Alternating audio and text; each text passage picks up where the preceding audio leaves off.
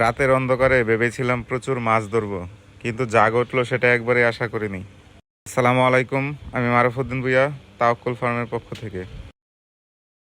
দেখতে পাচ্ছেন আমাদের হাতে চল রয়েছে।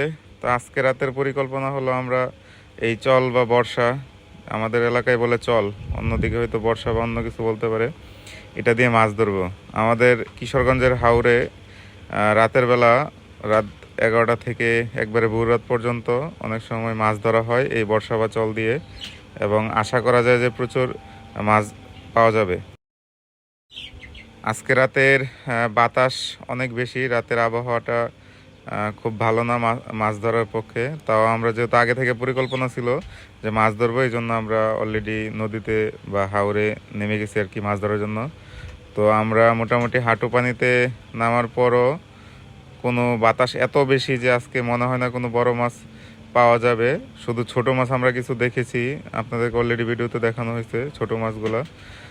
তো এই ছোট মাছ প্রচুর আছে, কিন্তু বড় মাছগুলো আমাদের চোখে পড়ে নাই। আমরা তিনজন মিলে দুইটা চল নিয়ে বেরিয়েছিলাম, সাথে আমাদের লাইট ছিল, যাতে আমরা মাছ দেখে মাছ যখন এখানে রেস্ট নেয় তখন আমরা এই বর্ষা দিয়ে মাছগুলো মারতে পারি। অনেকবার বর্ষা ছোড়ার চেষ্টা করেও মাছ তেমন দেখতে না পেয়ে শেষ পর্যন্ত বর্ষাতে তেমন একটা মাছ হয় নাই। আমরা শেষ পর্যন্ত মনে হয় একটা মাছ মারতে পেরেছি। আজকের অভিজ্ঞতাটা একবারে অপ্রত্যাশিত। আমরা আমাদের আশানুরূপ কোনো ধরনের মাছ পাই নাই। তো আসলে শেখার মতো জিনিস এটা, যে প্রকৃতি সবসময় আমাদের সাথে থাকে না। আমাদের ধৈর্যের চেষ্টা দরকার, সবসময় যে আমরা ফল পাবো এরকম না। আপনি অনেক চেষ্টা করে পরিকল্পনা করে করলে অনেক সময় ফল নাও পেতে পারেন। তো ভাগ্য ভালো বলা যায় যে এখানে অনেক যুগ থাকে, তো ওই যুগগুলো আসলে আমাদের ধরে নাই। এটাই শুক্রিয়া যে মাছ যদিও পাই নাই। আমি অনেক ভয় ছিলাম। আমরা রাত 10:30টার দিকে মাঠে নামি, তো ভেবেছিলাম যে 1-1.5 ঘন্টা মাছ ধরে রাত 12টায় অনেক খিদা লাগবে, এই জন্য আমরা কিছু খাবারও নিয়ে গেছিলাম সাথে। এবং হাওরের মধ্যে টাওয়ার ছিল একটা, ওই টাওয়ারে উঠে আমরা দেখতে পাচ্ছেন যে আপনারা হাতে মুড়ি টুড়ি নিয়ে গেছি। টাওয়ার থেকে দেখা যাচ্ছে আরো অনেকে মাছ ধরতেছে।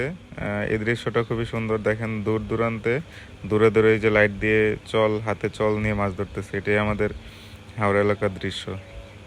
তো আমরা টাওয়ারের উপরে উঠে আসলে এখানে খাওয়া দাওয়া করার জন্য রেডি হয়ে আছি, কারণ আমরা অনেক মাছ পাইনি ঠিক আছে, কিন্তু মোটামুটি একটা পরিকল্পনা ছিল যে খিদা লেগে যাবে। মুড়ি, চানাচুর, তেল, পেঁয়াজ এইগুলো নিয়ে আমরা এখন মুড়ি মাখাচ্ছি। রাত বাজে 11:30-12টার মতো। তো আমরা এই মুড়িগুলো মাখে আলহামদুলিল্লাহ অনেক তৃপ্তি নিয়ে খেলাম। তো অনেক বাতাস ছিল, মুড়ি উড়ে যাচ্ছিল, মনে চাচ্ছিল ওইখানেই ঘুমিয়ে পড়ি। এত সুন্দর বাতাস আসলে আমি কখনো উপভোগ করিনি এর আগে। ভালো ফলাফল না পেলেও ভালো একটা অভিজ্ঞতা হলো আলহামদুলিল্লাহ।